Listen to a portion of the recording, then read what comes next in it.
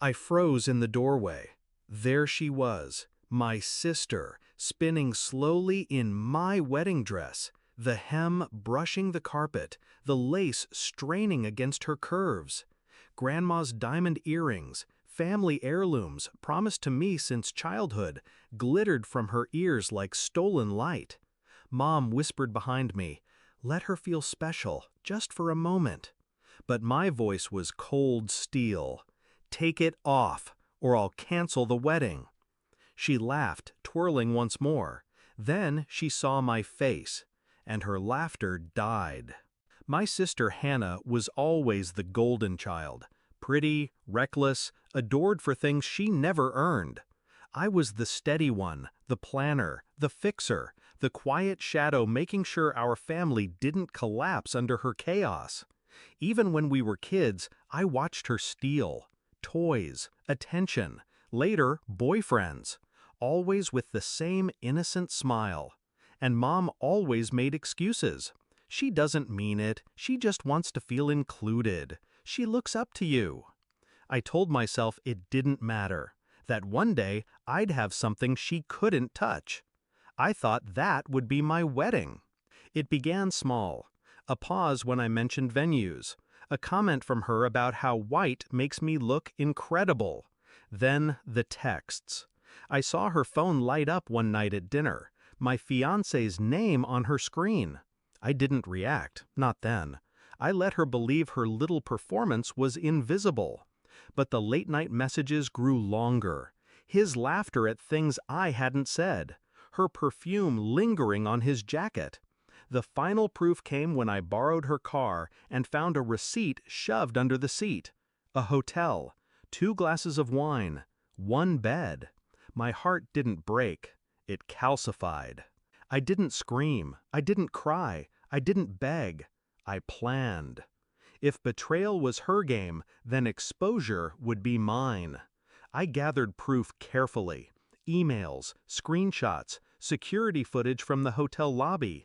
Enough to destroy them both without ever raising my voice. And then I designed the perfect stage. My wedding. The one day she thought would crown her as queen of attention. I'd make it her ruin instead. First, the dress. I invited her to my fitting, pretended I wanted her opinion. I watched her eyes linger, hungry, covetous. I let her think she could take it. Second, the earrings. Grandma had left them to me in her will, but Mom had been holding them. I made sure Mom knew I wanted to wear them. I made sure Hannah overheard. Predictable as always, she couldn't resist. And third, the fiancé. I pretended not to notice his distance. I let him rehearse his vows with me while sending her messages under the table. I kissed him goodnight, knowing where he'd sneak off to next. Every betrayal they thought they'd hidden, I'd already lit in neon. The morning of the wedding, I walked into my suite, and there she was, in my dress, in my earrings, in my life. I gave her one chance. Take it off. She laughed. "Relax, you'll thank me later for making this day perfect." I handed her a small envelope. Inside, a photo. She and my fiancé in his car. Her hand on his thigh, his mouth on hers. The color drained from her face. "Does Mom know?" she whispered. I smiled. "Not yet, but the guests will. The slideshow starts at 6. She scrambled out of the dress, ripping the lace in her panic. She tore off the earrings, dropping one to the floor. Her perfect hair came undone as she clawed at the zipper. I picked up the earring, pocketed it, and walked past her trembling body. When I reached the aisle that evening, the dress was flawless on me. The earrings sparkled where they belonged, and the projector behind me came alive. Photo after photo, text after text, a timeline of betrayal stretched across the wall for every guest to see. Gasps filled the room. My fiancé's face turned gray. Hannah, frozen in the front row, looked like she'd been skinned alive. I didn't cry. I didn't flinch. When the slideshow ended, I lifted the microphone.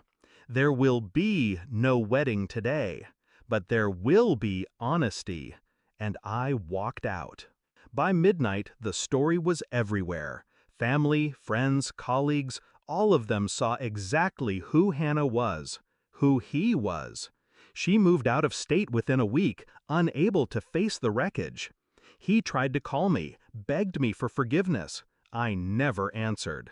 Mom said I was cruel, that I didn't have to humiliate them. But betrayal demands payment, and I collected mine in full. Because on that day, I didn't just cancel a wedding, I canceled their future.